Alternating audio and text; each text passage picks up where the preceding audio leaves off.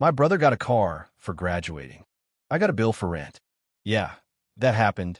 And if you're already rolling your eyes, stay with me because this story isn't about money. Not really.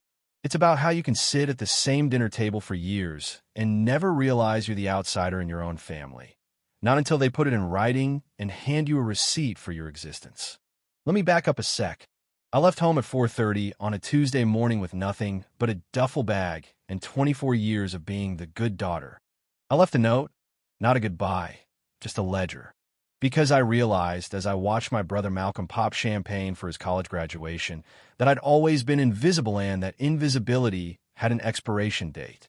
While he got a new SUV with pearl white seats and a tearful toast, my father looked right at me, glass raised, and declared, "You're 24, Camille.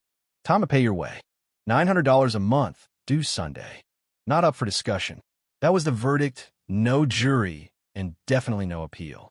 They were so busy celebrating Malcolm's big achievement, they never noticed me slipping away, not even when I cleared their dishes like always smiling, pretending I wasn't counting how many more dinners I'd have to survive before I broke. You want to know the worst part? I should have seen it coming.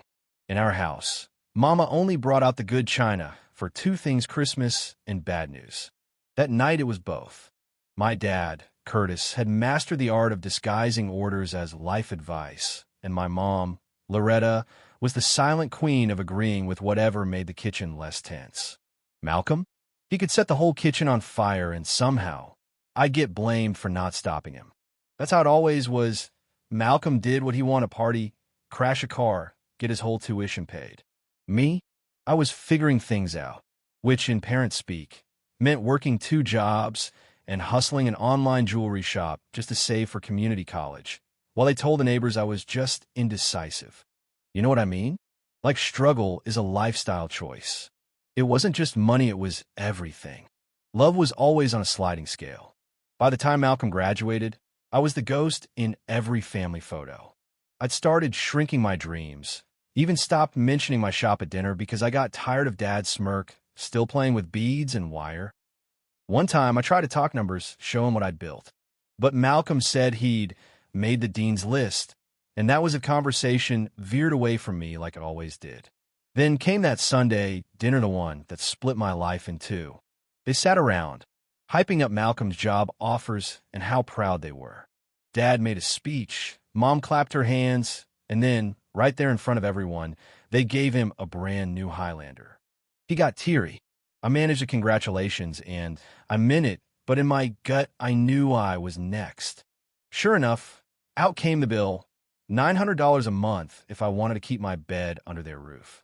Malcolm never paid a dime, not even during breaks. But me? Suddenly my online courses and jobs didn't count as real school. I was being punished for being independent, for not needing them enough.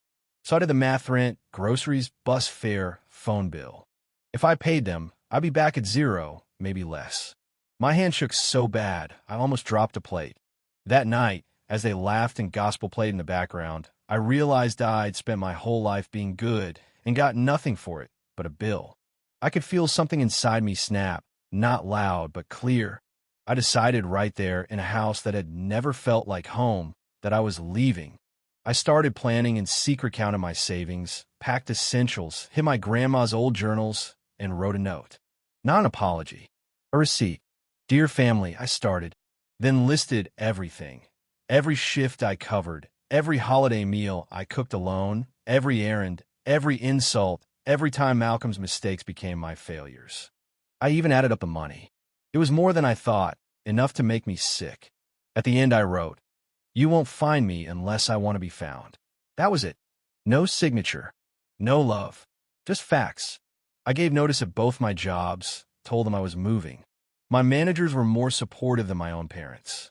The night before I left, I listened to the house dad snoring, Mom's TV humming, Malcolm's music thumping through the walls. At 3:15, I got up, put on my oldest jeans and hoodie, took my duffel, and crept out the back door. Didn't even flinch at the creaky stair. I left my letter next to Mom's coffee pot, figured she'd see it first. I caught a bus at dawn, bought a ticket to a college town 6 hours away, where my godmother Lorraine lived. I hadn't seen her since I was 10, but I remembered her kindness and that my dad always called her trouble. That was enough for me. I texted her, shut off my phone, and watched the sun rise over a new city. When I stepped off the bus, Lorraine was waiting, bright scarf and all. She didn't ask questions, just wrapped me in a hug and said, "No hiding here. Not anymore." Staying with Lorraine was like waking up in color after living in black and white. Her place was full of art and books and music, and when I finally broke down and told her everything, she just poured me tea and said, "You've been carrying this for too long. Let it go." She introduced me to Miss Gloria at a book cafe called Cedar Cup, and the next thing I knew, I had a job, a room that smelled like lavender, and for the first of me a sense that maybe, just maybe, I was safe.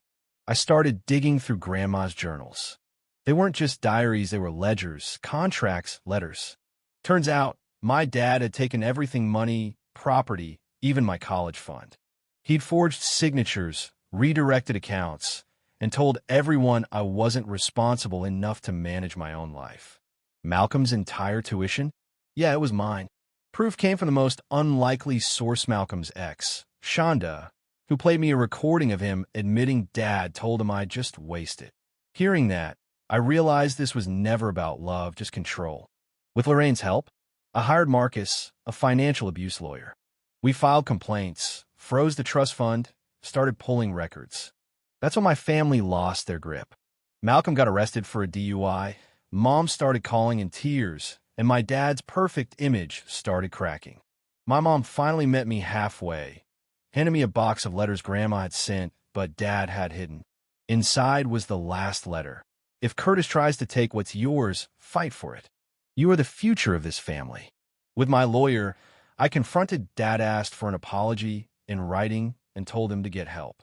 He sneered, but he signed a settlement, returned the funds, agreed to community service. Mom filed for divorce. Malcolm got sober, finally admitted he wanted to be a carpenter, not a businessman. That house, it's now a shelter for women starting over. My nonprofit, funded by my inheritance, helps young people escape family financial abuse. We've helped hundreds so far. Now I stand on stages and tell my story. And every time someone says, "I thought I was alone," I hand them a card and say, "No, you're not. Not anymore. I don't know where my father is, and I don't care. Mama's painting, Malcolm's building furniture, and may finally feel seen." I even published my memoir, and it hit the bestseller list. Because the loudest revenge isn't payback, it's thriving so hard, they can't ignore you. So, let me ask, what would you do if the people who raised you were the ones holding you back? Sometimes leaving isn't running away, it's breaking free. If this story hits home, if you've ever felt invisible in your own family, drop a comment. Tell your story, because healing starts the moment you decide your voice matters.